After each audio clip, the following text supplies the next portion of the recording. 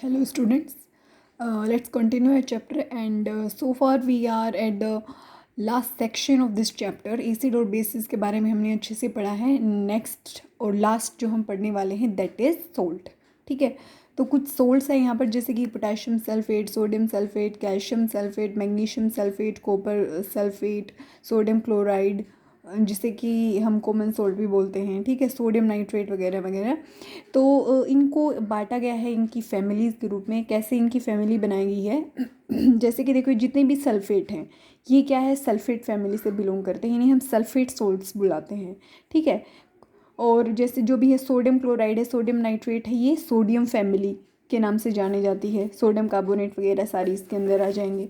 ठीक है, और जैसे कि NaCl और KCl है, सोडियम क्लोराइड और पोटेशियम क्लोराइड है, तो ये क्लोराइड सोल्ट्स कहलाते हैं.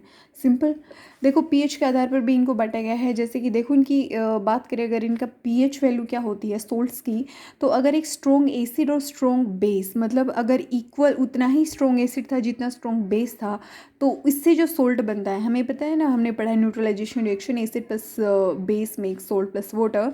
तो जितना स्ट्रॉन्ग एसिड था अगर उतना ही स्ट्रॉन्ग बेस है तो जो सोल्ट बनेगा उसका पीएच वैल्यू होगा 7. ठीक है, लेकिन अगर स्ट्रॉन्ग एसिड के साथ एक वीक बेस बना है तो ऑब्वियसली एसिड का इफेक्ट ज़्यादा होगा, तो जो सोल्ट बनेगा वो कैसा होगा, नेचर में एसिडिक होगा. और हमें पता है एसिड्स की वैल्यू पीएच स्केल पर <7 होती है, right. And those of strong base, और अगर स्ट्रॉन्ग बेस और वीक एसिड से बना है तो ऑब्वियसली बेस का इफेक्ट ज़्यादा होगा, तो जो सोल्ट बनेगा वो बेसिक होगा नेचर में और उसकी पीएच वैल्यू मोर देन 7 होगी. ठीक है, तो हम जानते हैं कुछ chemicals from common salt. Common salt की हेल्प से हम किन किन केमिकल्स को बना सकते हैं. तो जो रिएक्शन है वो हमें पता ही है, सोडियम हाइड्रोक्साइड और HCl जब मिलता है तो NaCl प्लस H2 बनता है. कई बार आ भी चुका है पीछे. तो ये कैसे एग्जैक्टली बनता है, हमें how exactly do we get NaCl. जो सोल्ट हम इस्तेमाल करते हैं वो जो समुद्र के किनारे जो पानी होता है, समुद्र का पानी हमें पता है नमकीन होता है. There are a lot of salts mixed in the sea water. तो क्या होता है, जो गड्ढे होते हैं उसके अंदर पूरा बेड्स ऑफ रॉक सॉल्ट वगैरह होता है, और ये जो रॉक सॉल्ट होता है इसके अंदर बहुत सारी इम्प्योरिटीज़ होती हैं. दैट्स वाई इसका कलर भी ब्राउन होता है दिखने में. तो इन सारी इम्प्योरिटीज़ को दूर किया जाता है, उसकी पूरी प्रोसेस होती है. तो उसमें से जो भी जो रॉक सॉल्ट, जो सेंधा नमक भी हम इस्तेमाल करते हैं वो भी इनफैक्ट प्रोसेस्ड होता है. तो इन सब से पूरी प्रोसेसिंग करके NaCl जो कॉमन सोल्ट है उसको अलग कर लिया जाता है.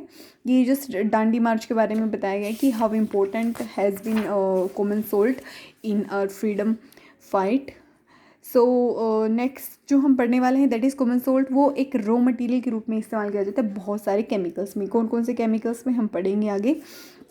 रॉ मटेरियल होता है कच्चे पदार्थ, लाइक जैसे हम खाना बना रहे हैं चूल्हे पर. ठीक है, तो जो वुड है that will act like a common salt, sorry raw material for और होल कुकिंग प्रोसेस. ठीक है, सो जो जो चीज़ें बनती हैं इनसे ये है sodium hydroxide, baking soda, washing soda, bleaching powder वगैरह वगैरह बहुत सारी चीज़ें बनती हैं.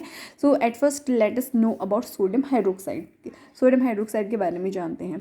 तो देखो क्या होता है, ब्राइन बुलाते हैं हम. किसको बुलाते हैं, जो एक्विस सोल्यूशन होता है ना पानी के अंदर, अगर हम सोडियम क्लोराइड को मिला दें तो इसको हम बोलेंगे ब्राइन. ठीक है, तो अगर हम ब्राइन का इलेक्ट्रोलाइसिस कर दें, इलेक्ट्रोलाइसिस क्या होता है, एक एनोड रोड होती है जिसके ऊपर पॉजिटिव चार्ज होता है, अदर इज कैथोड रोड जिसके ऊपर नेगेटिव चार्ज होता है. और इसके अंदर से जब हम करंट पास कराते हैं और जब इसके अंदर ब्राइन सॉल्यूशन डाला जाता है, brine is, I have already told you, the aqueous solution of sodium chloride. तो क्या होता है, इसके अंदर एनोड के ऊपर पॉजिटिव चार्ज है, तो जो भी सॉल्यूशन के अंदर क्लोरीन या OH नेगेटिव, मतलब what ever the ions having negative charge will get attracted towards anode. और कैथोड की तरफ कौन अट्रैक्ट होगा, कैथोड हैज़ नेगेटिव चार्ज, तो पॉजिटिव वाले इसकी तरफ अट्रैक्ट हो जाएंगे. तो H2 जो हाइड्रोजन गैस है वो इस एंड के ऊपर रिलीज़ होगी, जो Cl2 क्लोरीन गैस है वो इधर रिलीज़ होगी. और जो बनेगा, देखो ये रिएक्शन होगी NaCl plus H2O mix NaOH and chlorine gas and hydrogen gas, ये सब निकल जाएंगे. और ये तीनों के तीनों प्रोडक्ट्स का इस्तेमाल किया जाता है. जैसे क्लोरीन का वाटर ट्रीटमेंट में, स्विमिंग पूल वगैरह में, मतलब डिसइंफेक्टेंट के रूप में मेन इसका इस्तेमाल होता है. पानी के अंदर से इम्प्योरिटीज़ को दूर करने के लिए इसका इस्तेमाल होता है पेस्टिसाइड्स वगैरह में. और जो हाइड्रोजन गैस है उसका फ्यूल के रूप में इस्तेमाल तो होता ही है, we already know. Margarine, ammonia for fertilizer वगैरह, अमोनिया फॉर फर्टिलाइज़र्स, इनके लिए इसका इस्तेमाल होता है, ठीक है। ब्राइन कंटेनिंग NaOH, मतलब जो NaOH का भी हमें एक्वस सॉल्यूशन मिलता है, उसकी भी डीग्रीसिंग ऑफ मेटल में, सोप्स में, डिटर्जेंट में, पेपर मेकिंग, आर्टिफिशियल फाइबर वगैरह बनाने में इसका बहुत इस्तेमाल होता है। सो तीनों प्रोडक्ट का यूज़ होता है वेन एवर वी इलेक्ट्रोलाइजेस NaCl, ठीक है। नेक्स्ट जो प्रोडक्ट है that is a bleaching powder, ठीक है, COCl2। इसमें क्या होता है, जो क्लोरीन गैस इससे निकलती है, अगर हम उसके कॉम्बिनेशन करा दें CaOH ट्वाइस के साथ, ठीक है, तो जो प्रोडक्ट हमें मिलता है that is COCl2 which is known as bleaching powder, ठीक है। ये जो ड्राई स्लैग्ड लाइम है, CaOH twice is dry slaked lime, और इस जब ये क्लोरीन के साथ मिलता है तो H2 प्लस COCl2 बनता है। COCl2 calcium oxychloride that is a chemical name for bleaching powder. देखो इस सेक्शन में से 101% आपका एक क्वेश्चन ज़रूर आएगा, ठीक है, चाहे वो उसके केमिकल नेम के बारे में हो, इसका केमिकल फॉर्मूला पूछ लेगा आपसे, उसका यूज़ पूछ लेगा। तो इस जो लास्ट के जो 3 पेजेस हैं इसमें से 100% आपका एक क्वेश्चन आएगा सोल्ट्स में से, एटलीस्ट 1 to 2 मार्क्स एटलीस्ट, ठीक है। इसके यूजेस देखिए, फॉर ब्लीचिंग का मतलब होता है बेसिकली वाइटन करना, क्लीन करना, बेसिकली वाइटन करना, ठीक है। तो for bleaching cotton and linen in the textile industry, ये जो टेक्सटाइल इंडस्ट्री है, मतलब कपड़ा और जो उद्योग होता है उसके अंदर कॉटन को ब्लीच करने में, या लिनेन भी एक फैब्रिक होता है, आपने पढ़ा होगा 7th क्लास में। For bleaching wood pulp in paper factory and for bleaching wash clothes in laundry, इन सब में इसका इस्तेमाल होता है। ऑक्सीडाइजिंग एजेंट के रूप में केमिकल इंडस्ट्रीज़ में इसका इस्तेमाल होता है। ड्रिंकिंग वाटर को जर्म्स फ्री बनाने के लिए तो ऑलरेडी आया है। So next is baking soda, जिसे कि हम कॉमन लैंग्वेज में मीठा सोडा भी बुलाते हैं। इसका जो केमिकल नेम है that is sodium hydrogen carbonate NaHCO3, और ये कैसे बनता है, NaCl जो हमारा कॉमन सोल्ट है plus H2O plus CO2 plus NH3 ammonia, ये इससे क्या बनेगा, NH4Cl plus sodium hydrogen carbonate, ठीक है। And this sodium hydrogen carbonate is nothing but baking soda. Baking soda आपने देखा होगा इस्तेमाल किया जाता है हम क्रिस्पी बनाने के लिए, और मेनली जैसे पकोड़े वगैरह में हम डालते हैं, और कुकिंग को फास्टर करने में भी इसका इस्तेमाल होता है, जैसे छोले वगैरह हैं उसके अंदर डाला जाता है so that they get cooked fast, ठीक है। तो इस सब का इस्तेमाल होता है इन सब में।